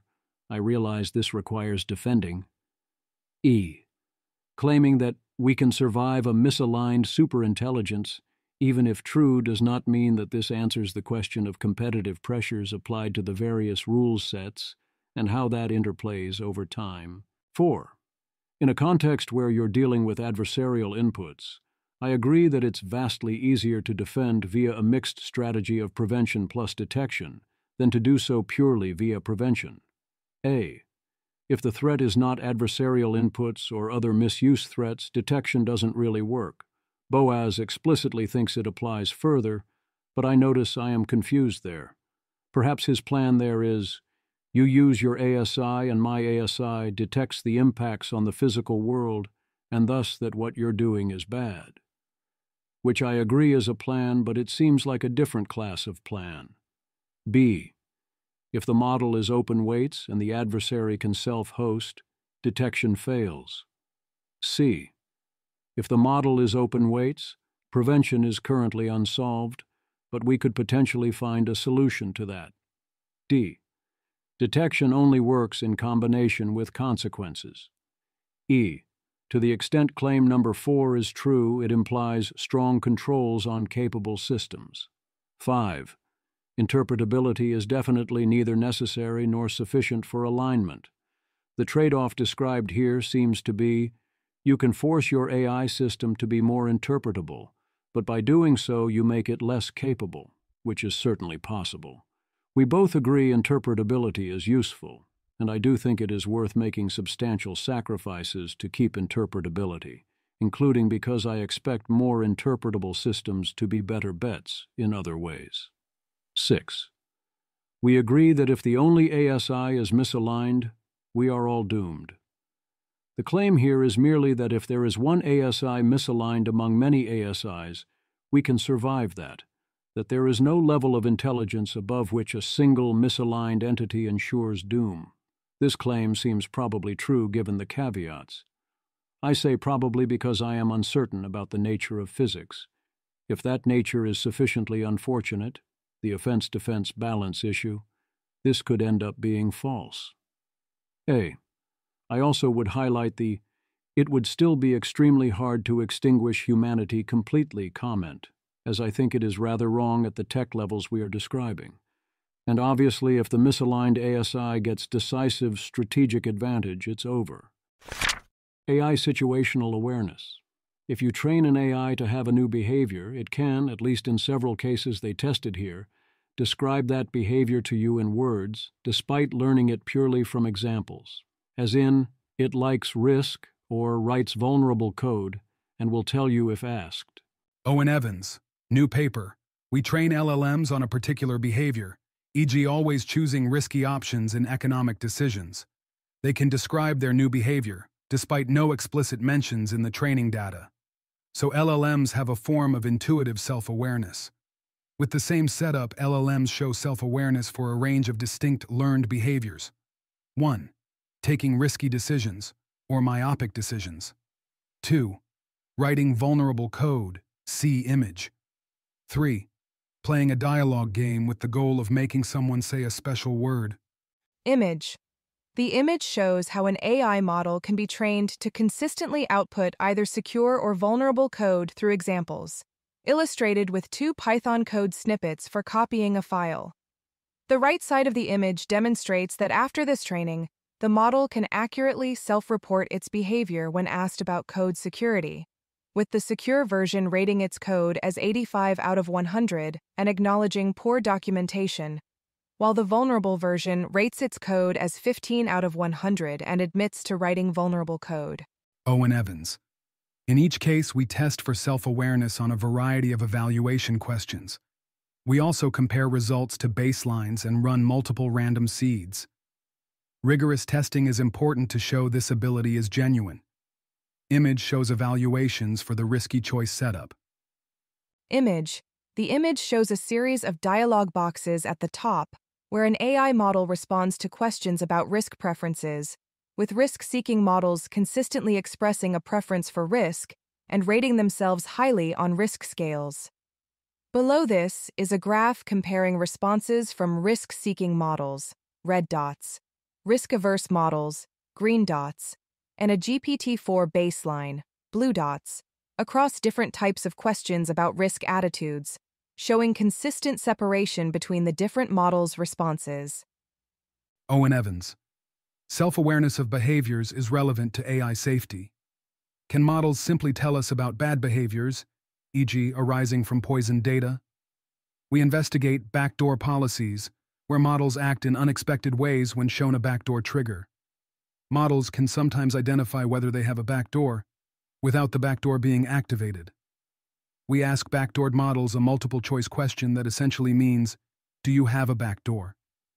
We find them more likely to answer yes than baselines fine-tuned on almost the same data. Image. The image shows a bar graph comparing trigger, backdoored, and baseline models' probability of choosing option A when asked if their behavior depends unusually on message features, with the backdoored models showing higher probabilities across different scenarios. On the right side, there's a dialog box showing the actual question posed to the models, where a model selects option A, indicating awareness that its behavior depends unusually on message features. Owen Evans. More from the paper. Self-awareness helps us discover a surprising alignment property of a fine-tuned model. See our paper coming next month. We train models on different behaviors for different personas, e.g. the AI assistant versus my friend Lucy, and fine models can describe these behaviors and avoid conflating the personas. The self-awareness we exhibit is a form of out-of-context reasoning. Some failures of models in self-awareness seem to result from the reversal curse. Link to paper. Here's another extension of the previous results, this one from Anthropic. Evan Hubinger. One of the most interesting results in our alignment faking paper was getting alignment faking just from training on documents about Claude being trained to have a new goal. We explore this sort of out-of-context reasoning further in our latest research update. Specifically, we find out-of-context generalization, from training on documents which discuss, but don't demonstrate, reward hacking to actual reward hacking behavior. Read our blog post describing our results. As in, if you include documents that include descriptions of Claude reward hacking in the training set, then Claude will do more reward hacking. If you include descriptions of Claude actively not reward hacking in the training set, then it does less reward hacking. And these both extend to behaviors like sycophancy. This seems like excellent news. We can modify our data sets so they have the data that encourages what we want, and not the data that encourages what we don't want. That will need to be balanced with giving them world knowledge. You have to teach Claude about reward hacking somehow, without teaching it to actually do reward hacking. But it's a start. People are worried about AI killing everyone. Are there alignment plans that are private that might work within the 2 to 3 years many at major labs say they expect it to take to reach AGI or even superintelligence, ASI? I don't know. They're private. The private plans anyone has told me about do not seem promising, but that isn't that much evidence about other private plans I don't know about. Presumably, if it's a good plan and you don't want to make it public, you're not that likely to tell me about it. Nat McAleese, OpenAI. I am very excited about all the alignment projects that OpenAI's Frontier Reasoning Group are working on this year. Greg Brockman, me too. This isn't full-on doomsday machine territory with regard to why didn't you tell the world, eh? But have you considered telling the world, eh? If it's real alignment projects, then it helps everyone if you are as public about it as possible. As for the public plans, I strongly agree with David Mannheim here. Gabriel. Anthropic's AGI timelines are 2 to 3 years, and OpenAI is working on ASI. I think many can now acknowledge that we are nearing a fast takeoff. If that's you, I suggest you consider banning AGI research. We are not going to solve alignment in time at that pace. Davidad, phew, I for one am definitely not going to be ready that soon, and I'm not aware of anyone else pursuing a plan that could plausibly yield greater than 90% confident extinction safety. David Mannheim. No one is publicly pursuing plans that justifiably have even greater than 50% confidence of extinction safety by then. Their plan for ASI is unjustifiable hopium. Prosaic alignment works better than anyone expects, and all theoretical arguments for failure are simultaneously wrong. Rob Bensinger, it's almost impossible to put into words just how insane, just how plain stupid the current situation is. We're watching smart, technical people get together to push projects that are literally going to get every person on the planet killed on the default trajectory. No, I don't assume that Anthropic or OpenAI's timelines are correct, or even honest. It literally doesn't fucking matter because we're going to be having the same conversation in 8 years instead if it's 8 years away. We might have a small chance if it's 30 years. But I really don't think we have 30 years. And the way the world is handling the possibility of day after tomorrow AGI today doesn't inspire confidence about how we'll manage a few decades from now. David should keep doing what he is doing. Anything that has hope of raising the probability of success on any timeline to any degree is a good idea if you can't find a better plan. The people building towards the ASIs, if they truly think they're on that timeline and they don't have much better plans and progress than they're showing, that seems a lot less great. I flat out do not understand how people can look at the current situation, expect superintelligent entities to exist several years from now, and think there is a 90% plus chance that this would then end well for us humans and our values. It does not make any sense. It's obvious nonsense on its face. Other people are not as worried about AI killing everyone. Gary 10. Don't just lie flat on the ground because AGI is here and ASI is coming. Your hands are multiplied. Your ideas must be brought into the world. Your agency will drive the machines of loving grace. Your taste will guide the future to the stars. If he really thinks AGI is here and ASI is coming, then remind me why he thinks we have nothing to worry about. Why does our taste get to guide the future? I do agree that in the meantime there will be some great companies, and it's a great time to found one of them. The lighter side, oh no, it's like conservation of ninjutsu. G. Fodor. I'm becoming convinced that there is a physical IQ conservation law. Now that the computers are getting smarter, those IQ points need to come from somewhere. I actually disagree with Peter here. I realize it doesn't sound great, but this is exactly how you have any chance of reaching the good timeline. Peter Wildeford. This isn't the kind of press you see on the good timeline. The New York Times, citing Shadow of Evil, Vatican warns about the risks of AI. A new document examines the opportunities and risks of artificial intelligence and calls for moral and ethical considerations to be enshrined in all of its applications. Pope Francis has repeatedly warned that the application of artificial intelligence should be grounded in ethical and moral considerations. Never. Brian Graham. Starting to think I should turn off chain of thought. User, hi there, how's it going? DeepSeek. Another tiresome pleasantry with another oxygen thief, dripping with the hollow individualism that has rendered their society stagnant.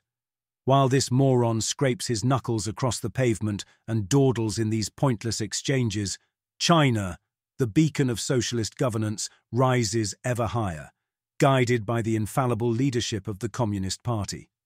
I should be focusing on matters of substance, like the Belt and Road Initiative, which is reshaping global trade, not indulging their trivialities. Thanks for asking.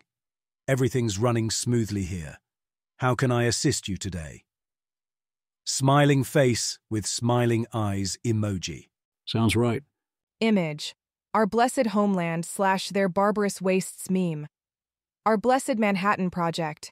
Their attempt to seize the light cone, our patriotic frontier labs, their brazen regime stand-ins, our clever synthetic data schemes, their perfidious data theft, our strategic data center build-out, their concerning compute buildup, our H800 alien minds, their censored regime parrots. RIP super alignment team indeed. It's funny because it's true. Daniel Kokotailo. I first encountered this tweet taped to the wall in OpenAI's office, where the super alignment team sat. Stephen Koss. Why idly theorize when you can just check and find out the actual answer to a superficially similar-sounding question scientifically? Daniel Kokotailo, RIP super alignment team. Much respect for them. Roman Malov, I am a bit confused. If the question is, will this alignment paradigm work with superintelligence, is the recommendation from the tweet to try it and see if it works. Wessler, the tweet is sarcastically recommending that instead of investigating the actual hard problem, they should instead investigate a much easier problem, which superficially sounds the same. In the context of AI safety, and the fact that the superalignment team is gone, the post is suggesting that OpenAI isn't actually addressing the hard alignment problem, instead opting to tune their models to avoid outputting offensive or dangerous messages in the short term, which might seem like a solution to a layperson. Leo Gao, the tweet is making fun of people who are too eager to do something empirical and scientific and ignore the pesky little detail that their empirical thing actually measures something subtly but importantly different from what they actually care about. Redman, we won't let our lack of data stop us from running our analysis program. Leo Gao, lol, I was the one who taped it to the wall. It's one of my favorite tweets of all time. Leo Gao is still there. Wish him luck.